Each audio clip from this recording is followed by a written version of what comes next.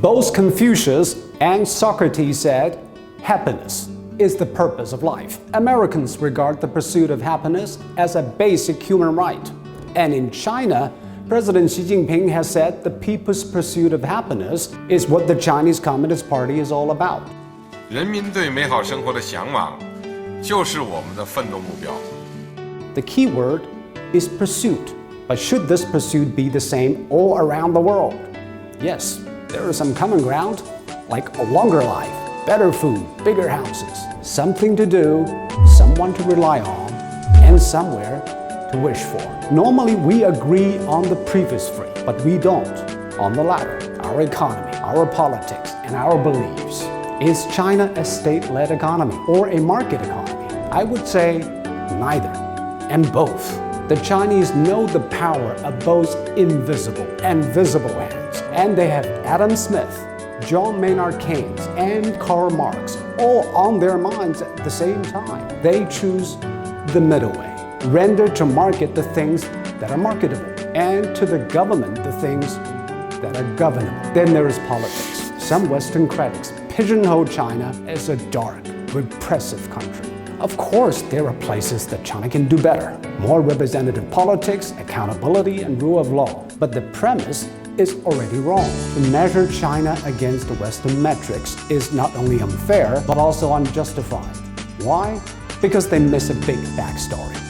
In 5,000 years of its civilization, China has tried all kinds of politics and policies. And without a gap, the Chinese are realists who understand the limits of power. It is this pragmatism and a willingness to adapt that has kept the system alive. Finally, our beliefs. What people believe in are the social contracts that we endorse and practice. And they're different from here to there. The Chinese think in context rather than in isolation. That is why the collective good is just as important as individual rights. The Chinese play long games rather than make quick fixes, so that short-term pain is worth long-term gain. The evolution of the Chinese economy and politics is still ongoing. The Chinese values are open, inclusive, and adaptive. Also ongoing is the moral self-assertiveness of the West. I am right. You are wrong. I'm good.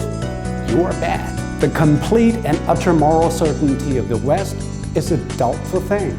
From divided and dysfunctional politics to economic inequality and social injustice, the Western system does not serve its people perfectly. And it definitely has not risen above the others to prove its infallibility. History is far from coming to an end. Maybe we should revisit Dwight D. Eisenhower's words. All human problems come into the gray areas. Things are not all black and white. The middle of the road is all of the usable surface. Don't hesitate to try, and don't try to judge yet. We are all reaching out to the unknown, the realm of happiness. We take different pathways. They never overlap, but they cross each other. We're not sure we'll be happy, but we're sure we'll be happy in our own way.